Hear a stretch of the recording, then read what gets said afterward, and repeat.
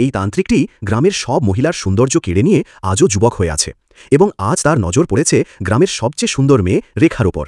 তাই আজ সে পুরো পরিকল্পনা নিয়ে রাস্তায় বসে রেখার অপেক্ষা করছিল। রেখা যখন কলেজ শেষ করে তার বন্ধুদের সঙ্গে বাড়ি ফিরছিল, তখনই তান্ত্রিক তার প্ল্যান চালু করেছিল। রেখার পা একটি লেবুর ওপর পড়ে, যেটি তান্ত্রিক আগে থেকেই রাস্তায় রেখে দিয়েছিল।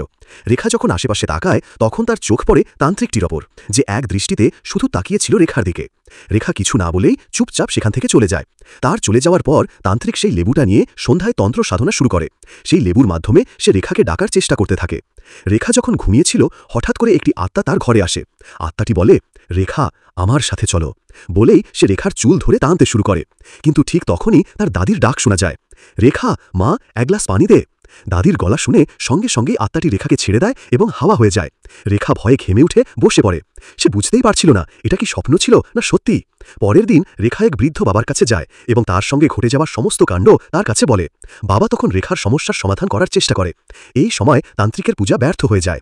কিন্তু এবার বাবা রেখার সঙ্গে কিছু ভিন্নই করতে চাইছিল। রেখা তা বুঝতে পেরে ওইখান থেকে চলে যায়।